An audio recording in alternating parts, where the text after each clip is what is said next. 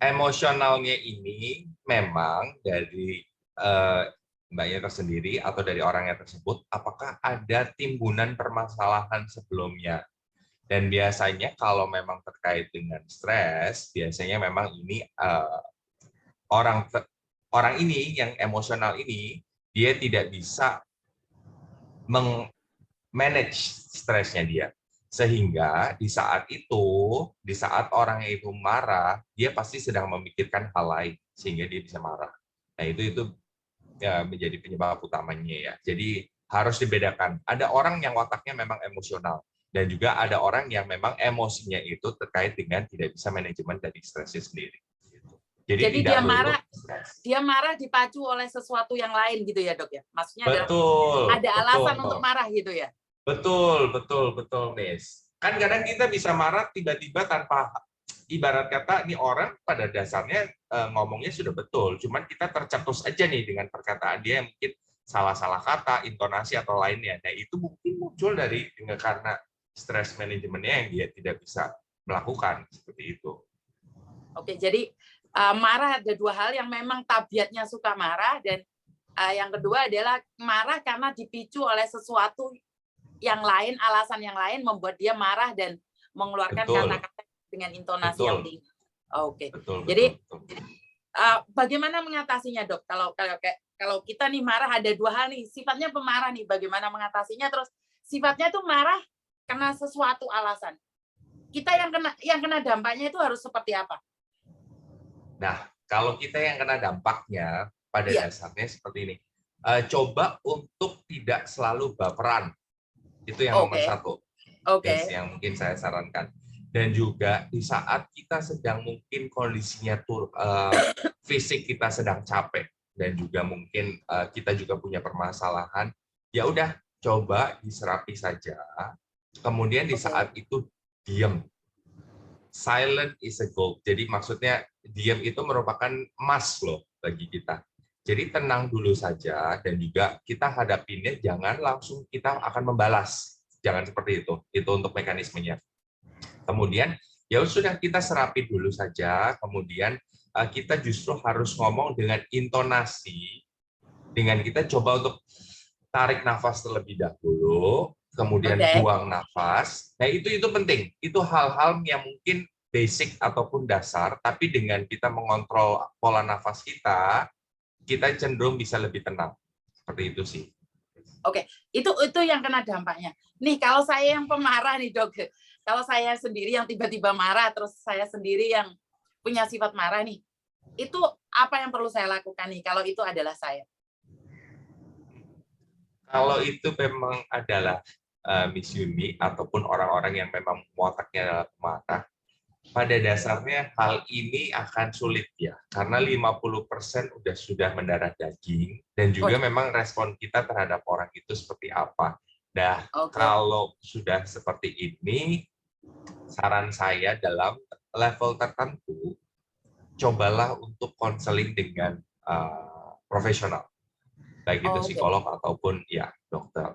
Karena mungkin ada hal-hal yang kita tidak tahu ataupun mungkin secara bawah sadar kita memang sedang banyak permasalahan ataupun orang dengan watak tersebut juga sedang menimbun banyak permasalahan. Jadi walaupun dengan watak yang seperti itu, kecenderungannya untuk lebih marah ataupun lebih agresif itu semakin tinggi. Seperti itu sih. Oke, jadi seseorang dengan kemarahan yang lebih tinggi, lebih agresif, lebih baik lihat dokter yang lebih profesional lagi ya, Dok ya, untuk menangani. Betul. Oke, jadi ini ada pertanyaan lagi, Dok. Miss mau nanya nih, kalau leher bagian belakang terasa kenceng, nggak kunjung sembuh, cengeng, istilah Jawanya, gimana cara mengatasi dan termasuk penyakit apa, Dok? Jadi di belakang leher itu kayak kaku sekali gitu, Dok. Gimana? Itu penyakit atau memang kecapean, Dok? Oke. Nah, kembali lagi, kalau nyeri dan juga pegal di sebelah belakang leher, kita harus pertama lihat ya, Miss ya, apakah ini perempuan ataupun laki-laki, umurnya berapa, pekerjaan sehari-harinya apa, dan itu pengaruh. Jadi, salah duduk pun, salah tidur, itu akan menimbulkan kaku di bagian leher. Kemudian stretching rutin nggak? Kemudian nyerinya itu sebelah saja ataupun dua-duanya. Nah, itu penting juga tuh ya. Jadi kalau memang kaku di bagian sini, kita bisa lihat dari ototnya, persendiannya, ataupun di bagian persyarafannya. Tapi kalau kita coba dengan sendiri, coba ya Miss ya, ini kita bisa raba kok kanan kiri. Kita bisa pastiin kanan kiri ini sama nggak lenturnya. Kemudian leher kanan belakang, raba Miss. Ya, raba begini ya. Kanan kiri sama nggak? Kalau memang di satu sisinya berasanya lebih kencang dan di bagian itu yang lebih nyeri, berarti ototnya memang sedang kaku ataupun tegang. Dan kalau ototnya kaku ataupun tegang, kita harus relaksasi. Contohnya adalah lehernya kita tarik. Ya, sendiri. Pegang seperti ini, Miss. Ya, tarik aja ke atas. Nah, nah itu Miss harus belajar sih. Ini pegang seperti ini, kita tarik ke atas. Atau pegang tembok ataupun di ujung tempat tidur, kita coba untuk panjangkan badan. Nah, relaksasinya seperti ya betul. Tapi bagian kepala juga kita posisikan lurus dan juga kita angkat ya. Itu hal-hal simple yang bisa di rumah dilakukan ya sebelum kita datang dan juga berkunjung ke dokter. Dan juga stres akan menyebabkan hal seperti ini ya Miss, karena kekakuan otot itu akan muncul di saat kita stres. Jadi memang kalau bisa jangan sampai stres ya dok ya? Ya, kita nggak mungkin nggak stres Miss. Apalagi kalau nggak punya uang dok. Belum gajian lebih stres lagi dong. Betul. Makanya dari sinilah Yorpe hadir, di mana mereka memberikan, karena kita gajian itu cuma sekali dok, tapi keluarga kita yang ada di Indonesia itu mintanya 1 bulan 3-4 kali. Nah, kenapa saya bilang saya suka Yorpe ini, karena mereka naruh uang di situ. Jadi kalau saudara kita nih ada yang kitanan, kita bisa kasih uang 200, ntar si Mbok Nang nikahan anaknya bisa kirim uang 200. Jadi uang itu tetap kita yang manage, dok. Kenapa saya setuju dengan Yorpe? Bahkan saya juga promosikan Yorpe kemana-mana. Karena stresnya itu nggak selesai-selesai, dok. Kita gajian sekali, tapi kita dimintai kirim uang itu berkali-kali. Kenapa saya bilang sama Yorpe? Karena saya pemakai Yorpe. Secara pribadi saya pemakai Yorpe. Jadi saya naruh uang di situ, saya kirim ke keluarga saya, ke ponakan atau siapapun itu terserah saya, karena saya yang manage, saya yang pegang uangnya. Tapi kalau uang itu dikirim sekali ke keluarga, besok masih nanya lagi. Makanya teman-teman jangan stres ya, karena ada Yorpe di sini. Jadi ada pertanyaan lagi, dok. Ini sangat ini sudah makan sayur banyak, dok. Sudah makan sayur banyak, buah-buahan banyak, tapi tetap nggak bisa BAB lancar, dok. Bahkan sampai minum obat itu disebabkan oleh apa, dok?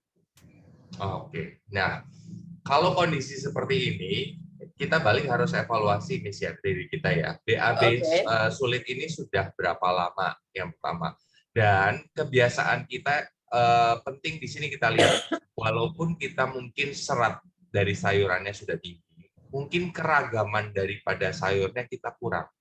Mungkin kita makannya bayam terus, atau kita makannya kangkung terus, itu pun bisa menjadi sembelit. Jadi itu bukan obatnya. Justru kita harus sayur boleh, tapi harus ragamnya banyak. Contoh kata, ya betul. Contohnya kita harus makan tomat. Di saat itu juga misalnya kita makan yang selada, kemudian kita makan campuran lainnya seperti yang tinggi serat itu. Contohnya seperti kangkung, nah itu boleh tuh beragam, dan juga buah-buahan, buah naga, pepaya. Jangan makan makanannya buahnya yang memang tinggi gula, duren, kelengkeng, rambutan. Nah itu akan cenderung bikin sembelit. Kemudian aktiflah. Jadi jalan aja 20 sampai dengan 30 menit, jalan cepat. itu akan membantu pergerakan usus kita. Jadi itu akan memudahkan kita untuk BAB setiap harinya. Dan minum banyak air.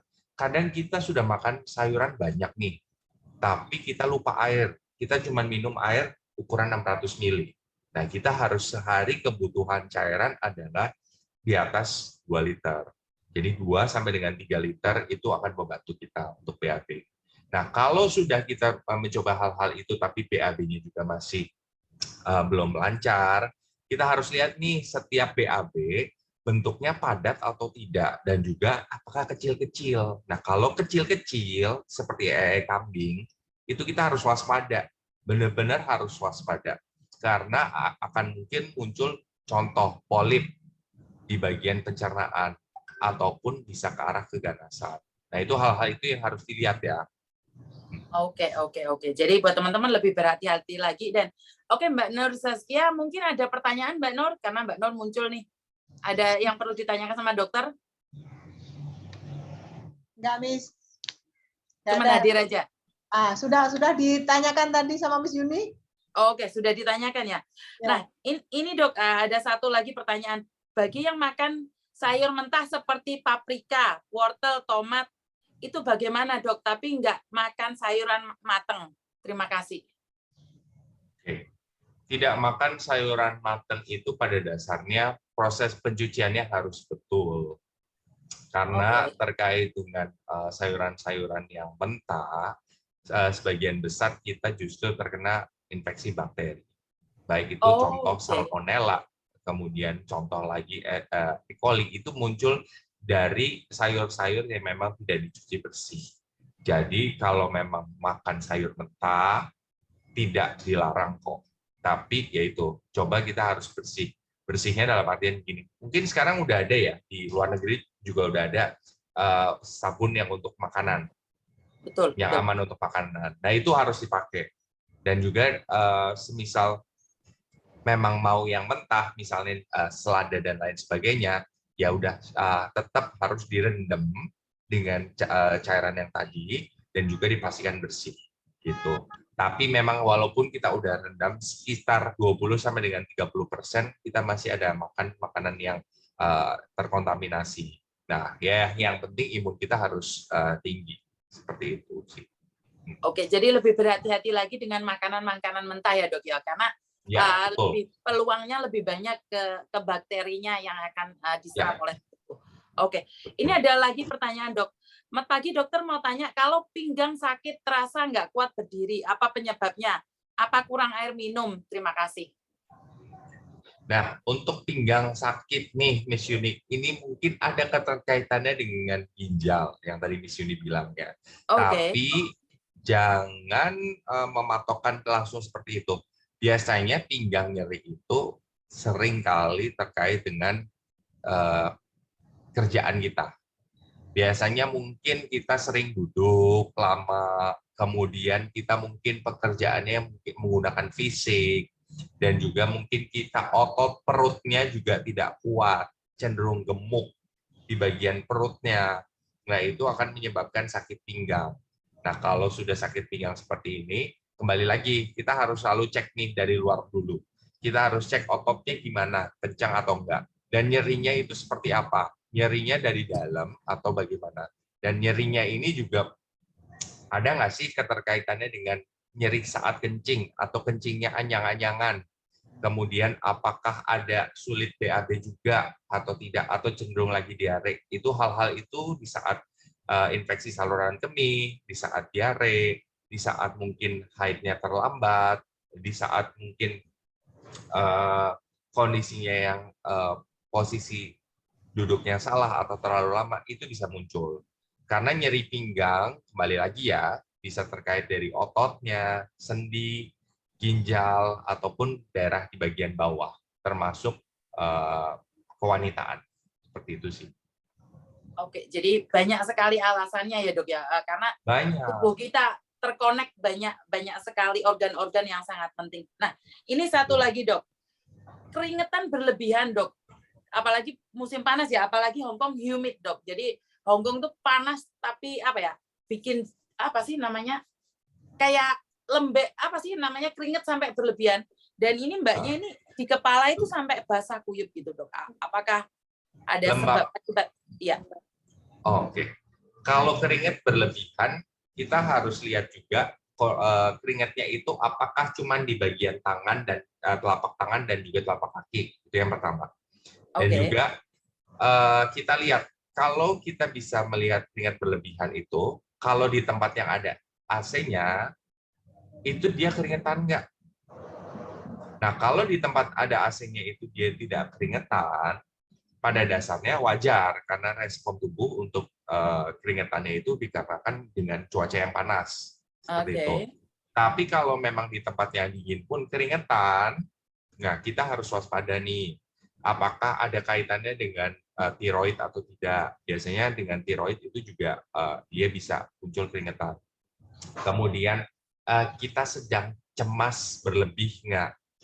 Kalau dengan cemas berlebih itu cenderung juga bisa keringetan tuh, terutama di bagian tangan dan juga telapak kaki.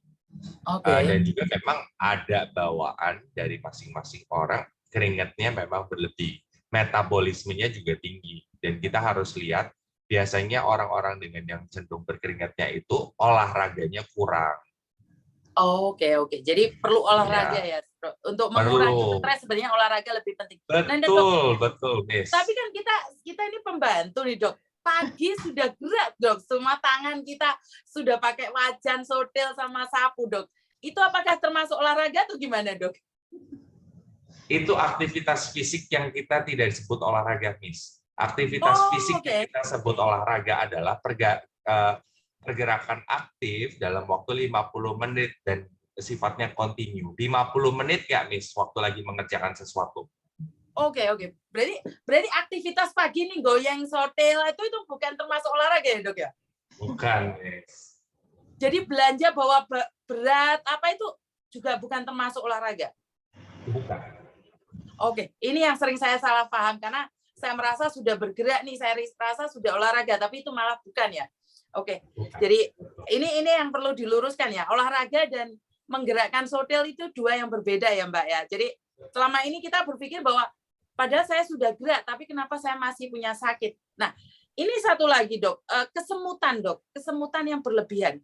Itu kalau boleh tahu sebabnya apa nih, Dok? Kalau kesemutan berlebihan. Kesemutannya tangan kiri, tangan kanan, atau dua-duanya? Di tangan, Dok. Di tangan. Sering dua-duanya? Iya. Nah, kita punya tangan, pergelangan tangan itu tempat syaraf kita berjalan ya di sini ya. Jadi kalau kita kecenderungannya adalah posisinya nekuk nih, seperti ini, di bagian pergelangan tangan itu bisa bengkak. Kalau pergelangan tangannya bengkak, ciri khasnya adalah kesemutannya cuma di bagian permukaan telapak tangan sampai dengan jari-jari tangan. Tapi kalau kita punya kesemutan mulai dari sini, nah itu ada kemungkinan kita ada kompresi di bagian sini. Jadi ketekan persyarafannya di bagian tulang belakang. Oke. Nah itu bisa terjadi tuh, Miss. Atau kesemutan juga bisa terkait diabetes. Itu juga bisa. Ya, nah itu banyak. Jadi kita harus perhatikan itu. Kesemutannya setiap waktu enggak, Miss? Oke, ini pertanyaannya cuma kesemutan aja, Dok. Mungkin harus kita lebih jelas lagi. Boleh. Ya, maaf Mbak, Miss Yuni, dokter. Iya. Kalau pagi saya tuh bangun tidur, Dok, kadang kesemutan di sini nih, di bagian sini. Sini saja. Ini. Kanan atau kiri, Bu? Yang kanan. Yang kanan di bagian mulai cuma yang di persendian sini. Tengah-tengah ini saja, dokter. Sini. Oke. Ini saja. Ya, Ibu nyeri atau kesemutan? Kesemutan dengan ada rasa sakit-sakit gitu. Oke, kalau ada rasa sakit-sakit itu biasanya memang ada peradangan di bagian sini. Ya, dan itu memang keterkaitannya sama sendi. Iya. Saat digerakkan kaku nggak, Ibu, saat pagi? Ya, tak boleh gerak. Ya. Kaku ya. Nah itu memang ada beberapa penyakit yang memang keterkaitannya sama pergerakan sendi. Contohnya osteoartritis. Jadi proses penuaan itu mempengaruhi pergerakan sendinya, Ibu. Ya, jadi kalau kondisinya seperti ini, sering masukkan ke dalam ambil wadah dengan air hangat atau cenderung panas, kemudian celupkan pagi dan juga malam. Dan juga dokter ya? Ya, betul, supaya dikompresnya tapi dengan hangat. Oh iya, air hangat atau panas. Nah, kemudian mulai makan yang tinggi kolagen, contohnya kolang-kaling. Di sini Singapura jarang dokter, nggak ada kolang-kaling. Oke, kalau nggak ada kolang-kaling berarti makan misalnya yang kadar lemak baiknya tinggi, ikan. Wah, ikan banyak kan? Ikut majikan kan nggak bisa ambil ikan sendiri, Dok. Ya, nggak apa-apa.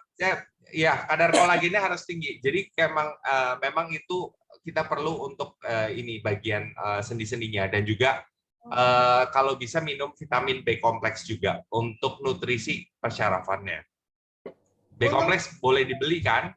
Dokter, tapi kalau ini memang saya kurang suka. harus itu. Ya, kalau pingin sehat ya harus suka dong. Kalau tidak suka ya sakit dong, milih dong. Benar kan? Iya, betul. Tapi aku males masa nggak suka. Lah, ya nggak boleh dong. Yang pingin sehat mah. Kalau pingin sehat tanya sama dokter, nggak dilakuin ya percuma. Benar nggak? Iya. Oke, dan kayak apukat itu boleh ya, Dok ya? Untuk itu juga lemak juga atau seperti apa? Apukat. Alpukat boleh. Alpukat juga boleh ya untuk menghindari kesemutan. Cuman Miss, kalau makan alpukat otomatis daging-daging merah ataupun lemak-lemak yang dari hewani dikurangi ya. Oh, jadi kalau makan alpukat jangan makan makanan yang berdaging merah. Contohnya seperti sapi, kambing, terus gajinya ya. Itu biasanya kan dalam bentuk kaldu ya. Karena walaupun memang alpukat adalah lemak yang baik, kita tidak mau lemaknya itu ibarat kata tumpuk semua di dalam kita. Jadi ibarat kata lemak yang baiknya itu pun kegunaannya jadi nggak bisa tergunakan. Oh, oke. Ya. Ini yang sering salah ya, Dok ya. Dimana makan sate atau makan gulai terus minumnya jus apokat. Ini ya kan. Ya udah makin gemuk. Menggumpal di situ ya, Dok ya. Iya, betul. Oke. Dan waktu kita tinggal sedikit nih, Dok. Pertanyaan terakhir mungkin, bagaimana caranya untuk, kan habis operasi nih, Dok, agar cepat sembuh dari bekas operasi itu ada cara tersendiri atau seperti apa, Dok? Banyak gerak. Lah, habis operasi banyak gerak. Betul, Dok. Harus banyak gerak. Jadi 1 kali 24 jam boleh istirahat. Tapi di saat itu harus udah bisa miring kiri, miring kanan, duduk, berdiri, jalan perlahan, itu harus. Selain nutrisi dari kita punya makanan harus tinggi. Contohnya ya makan banyak ikan gabus yang ada albuminnya. Kemudian sayuran dan buah-buahan juga. Jangan makan yang kadar menyebabkan peradangannya tinggi. Contohnya kuning telur, kemudian makan makanan goreng ataupun makan makanan bakar, itu akan memperlama masa penyembuhannya. Gitu. Oke, ini yang berarti yang salah ya. Dari saya sendiri persepsi ya, Dokter. Karena saya habis operasi kaki saya kan kebetulan patah nih. Dan saya memanjakan diri saya sendiri karena saya merasa bahwa saya sakit nih habis operasi. Jadi bukannya malah gerak tapi makannya banyak, yang banyak nutrisi menurut pendapat saya. Tapi apa yang dokter katakan ini memang benar. Bukannya saya habis operasi itu sembuh, saya malah punya penyakit beda tambah lagi. Ya, betul sekali. Jadi ini benar ya teman-teman apa yang dikatakan dokter ini. Sebenarnya saya sendiri malu mengaku ya, Dok ya. Saya malah habis operasi itu nambah penyakit, Dok. Bukannya semakin sehat tapi nambah penyakit. Dimana saya dulu divonis kanker apa kalau di sini, getah benih. Operasi sudah selesai, Dok. Habis itu kaki saya patah. Operasi sudah selesai karena penyakit itu saya dimanjakan oleh keluarga dan saya jarang bergerak, Dok. Tapi ternyata saya punya penyakit lain yang dimana kadar gula saya juga nambah, semuanya serba nambah. Nah, yang dikatakan dokter ini benar saya sendiri yang merasakan, dimana saat khususnya mbak-mbaknya yang saat ini sakit ya dok, biasanya kita itu lebih memanjakan diri sendiri saat sakit. Nah ini yang benar yang dokter katakan adalah salah. Sebenarnya saat sakit itu lebih banyak gerak, bukan malah membiarkan timbunan dalam tubuh. Dan saya ada beberapa penyakit lebih dok, setelah penyakit satu diangkat, satunya nambah. Jadi buat teman-teman ini, jadi buat teman-teman ini, kenapa saya meminta dokter untuk konsultasi kesehatan bagi kita semua? Karena secara langsung saya dapat nih diri saya sendiri, tapi kan saya nggak paham dok. Secara konten lebih itu saya kan kontak lebih kan saya nggak tahu kenapa kok bisa seperti itu. Habis operasi, sebenarnya saya menyalahkan keadaan ya dok, di mana habis operasi kok penyakitnya semakin banyak, bukannya semakin sembuh. Ya benar yang dokter katakan, tidak mau bergerak itu tadi. Dan mungkin kata penutup dok, sebentar masih ada satu lagi. Kekuatan mental itu bukan tekanan majikan aja, keluarga juga ngefek. Oh ternyata ini tentang stres tadi dok. Saya suka makan sayur malah daging jarang. Nah ini satu lagi dok, antara daging dan sayur nih, nggak makan daging sama sekali, itu bagus tidak dok untuk kesehatan tubuh? Kalau kondisinya aktif, dalam artian kesehariannya memang butuh fisik secara maksimal, sayuran dan juga buah saja, atau orang-orang vegetarian dan juga vegan, ya yang sekarang mungkin lagi marak ya, vegetarian dan juga vegan, itu energinya akan kurang. Oke. Jadi, kalaupun memang lebih bagus, Miss, dan itu memang yang sudah dicanangkan dunia. Jadi sekarang pola makan Western atau Amerika yang tinggi daging, yang tinggi itu salah. Itu paling penyebab utama kanker, penyakit-penyakit diabetes, darah tinggi dan lain sebagainya, asam urat. Itu kan semua dengan apa yang kita makan. Memang lebih dianjurkan adalah dari nabati, dari kacang-kacangan, sayur, buah, itu yang utama. Tapi kalau memang belum bisa ke arah sana dan juga tuntutan pekerjaannya banyak, saran saya adalah daging merah, termasuk itu sapi, kemudian itu kambing, itu kurangi. Banyak makanan laut saja, itu lebih bagus. Ikan, kepiting, dan lain sebagainya. Dan sayuran memang harus bervariasi, seperti itu. Pasti berat badan akan terkontrol, kemudian mau makan banyak, kalau memang dia itu nabati, dia nggak akan meningkatkan berat badan yang terlalu drastis apabila seperti makan sapi dan lain sebagainya. Itu sih. Oke, berbicara tentang makanan laut nih dok, kemarin dapat info itu tentang nuklir yang dibuang ke laut, itu punya efek nggak dok? Atau memang cuma isu saja? Bagaimana menurut dokter? Nah, memang terkait nuklir yang di laut, merkuri, itu pada dasarnya memang isu yang cukup lama ya. Ya, kita memang tidak bisa 100% mendapatkan makanan yang saat ini tidak terpolusi ataupun tidak terkontaminasi. Betul. Tapi dengan kondisi laut dan kedalaman laut dan juga luasnya lautan, pada dasarnya itu laut merupakan salah satu penetral daripada kondisi-kondisi yang terkontaminasi.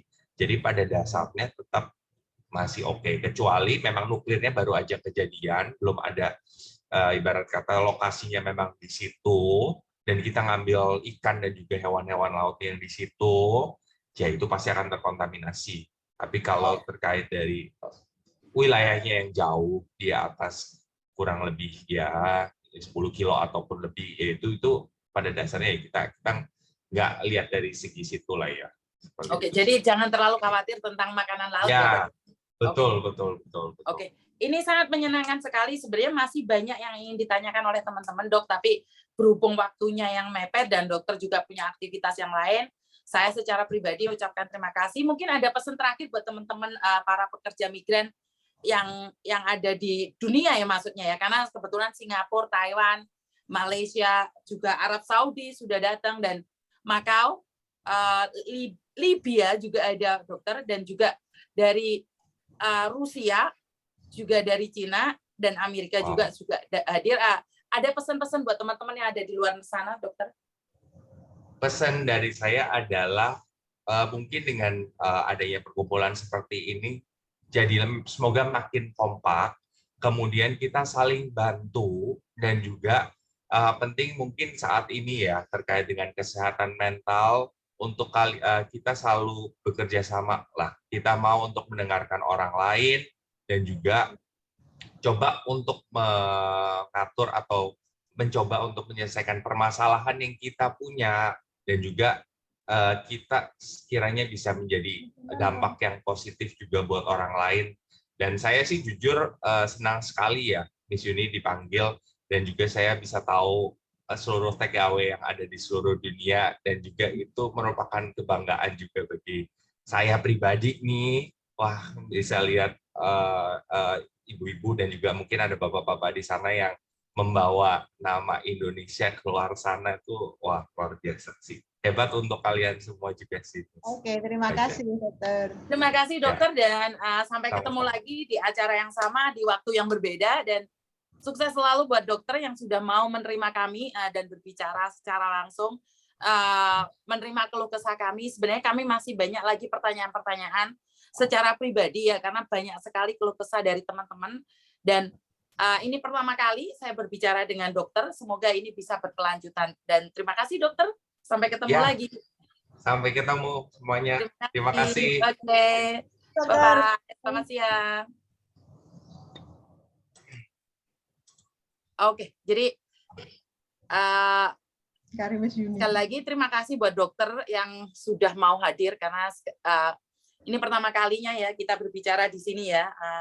Jadi bangga di mana seorang dokter Indonesia mau berbicara dan bahkan mendengarkan, menjelaskan pada kita tentang sesuatu yang selama ini mungkin belum pernah diketahui ya Mbak Nur ya, benar nggak? Ya, jadi ya, betul, ya. banyak sekali yang keluh kesah yang gimana kita nggak tahu nanyanya sama siapa dan sangat beruntung sekali dari Yorpe secara pribadi Yorpe menyediakan dokter untuk berkonsultasi gratis. Jadi buat teman-teman saya akan arrange lagi kapan dokter ada waktu untuk berbicara dan mungkin saya lebih memilih untuk meminta kalian sharing ya. Dan jangan lupa juga download ya Yorpe ya. Yorpe dan kalian bisa scan tapi jauh. Mbak Nam, di situ belum ada Yorpe ya di Singapura ya? Di Singapura belum ada, Miss. Cuma BNI dengan BRI lah. Oke, mungkin saya akan berbicara dengan Yorpe agar bisa masuk juga di Singapura, di mana memang sangat mudah sekali ya Yorpe itu. Dan buat teman-teman bisa teringin Miss kalau pakai Yorpe itu kan kita bisa ngontrol kalau kita mau ngirim duit itu loh. Betul. Kenapa saya pakai Yorpe Mbak? Karena saya pribadi nih bisa ngontrol. Nih, saya masukin uang 10 juta di Yorpe. Jadi setiap bulannya itu yang lainnya saya masukin di bank BRI, saya simpan. Terus yang 10 juta itu saya taruh di Yorpe. Kenapa? Nah, kalau tetangga ada yang nikah, kalau ada keponakan kita, nah itu kita ngasih langsung, Mbak. Nggak usah dititipin ke siapa-siapa. Ini kelebihannya Yorpe. Dan juga di Indonesia, itu bisa diambil loh, Mbak. Di Indonesia bisa ngambil pakai Yorpe-nya itu. Yang pakai Dana itu gimana? Iya, itu juga bisa. Dia juga bisa transfer pakai Dana. Jadi Yorpe itu sangat canggih sekali, di mana dia juga pakai Dana, dompet digital namanya, Mbak. Jadi dari situ dia kamu bisa ngisi Dana, bisa buat Dana itu mau pakai nomor telepon Indonesia lah, Miss. Iya, betul. Jadi GoPay juga bisa dipakai dengan Yorpe, Mbak. Karena saya sendiri sudah pakai. Iya. Kenapa saya bilang buat teman-teman nih, jika kalian pemakai Yorpe, karena saya sendiri nggak tahu Mbak downloadnya atau apa, itu mungkin kalian harus download sendiri. Jadi dari situ itu udah dijelaskan semuanya. Jadi ntar kalau kalian pingin lebih tahu lagi, mungkin lebih ke YouTube mereka sendiri ya, ke YouTube-nya Yorpe. Betul ya. Iya betul. Iya. Nanti saya cari, Miss. Ya, di Facebook-nya Yorpe ID, terus di Facebook juga ada Yorpe Hong Kong. Kalau yang ID itu Indonesia mungkin, Mbak. Yorpe Hong Kong. Terus yang untuk Yorpe ID. Yorpe ID. Yorpe ID. Terus untuk yang di Indonesia juga Instagramnya juga Yorpe ID @YorpeID and di Hong Kongnya @Yorpe Hong Kong. Ini sangat bagus sekali. Mungkin kalian harus ikut follow mereka ya. Jadi biar lebih jelas lagi dan saya paling suka customer service-nya di mana Kalau ada masalah mereka cepat tanggap. Itu yang saya ajukan jempol pada Yorpe ya. Oh, kalau ada mau ngirim 300, nanti besok lagi ngirim 500. Ya. Kan enak Mbak pakai Yorpe kan nggak usah biaya banyak. Kalau ke pengiriman kan sekali transfer kan $7, $5, $7 sampai 10 nih. Makanya saya akan sarankan pada Yorpe untuk datang ke Singapura nih Mbak. Memang ya macam kita ini kan gaji kan ya nggak banyak sangat. Tapi kalau tiap mau ada acara ini kirim 300, ongkosnya dengan pengirimannya itu malah mahal di ongkos. Lah makanya mungkin pertamanya agak susah sih, harus downloadnya ke Chandra dulu atau seperti apa ya kalau di Hong Kong. Tapi sebenarnya enggak Mbak, kamu bisa telepon customer service-nya, mereka akan membantu kalian. Customer service-nya bagus sekali. Iya. Miss, usulkan transfer SPS. Iya Mbak, ini masih agak sulit ya karena mereka masih pakai 7-Eleven dan Cycle K. Jadi mungkin mereka akan lebih upgrade lagi ya. Emang di Hong Kong ada Yorpe Miss lo? Ada loh, kok iso malah nanyain ada Yorpe piye to arek-arek iki. Jadi buat teman-teman dan Mbak Nur terima kasih, Mbak Saipudin dan Vivo terima kasih yang sudah hadir. Kebetulan nih saya sudah sehat hari ini. Kemarin masih batuk, baru pulang dari Hong Kong. Baru pulang dari Indonesia. Di Indonesia itu kesel. Iya, kesel banget. Tapi happy sekali karena akhirnya saya bisa ketemu dengan kalian semua. Dan sekarang ini acara saya ke studio karena banyak yang nunggu saya Mbak di kantor. Jadi itu aja. Hari. Betul. Jadi terima kasih. Mampir ke Singapura itu hari kok. Rencananya mampir ke Singapura, cuman karena naik Garuda jadi langsung terbang. Jadi kita tunggu aja. Kedepannya saya pasti datang ke Singapura. Kita gabung deh. Saya akan beritahu kalian kalau saya ke Singapura. Okay. Terima kasih dan kurang lebihnya saya minta maaf dan wassalamualaikum warahmatullahi wabarakatuh. Warahmatullahi wabarakatuh. Berkat Tuhan mengalir atas hidup kita semua. Semoga semua makhluk hidup bahagia dan terima kasih. Bye-bye.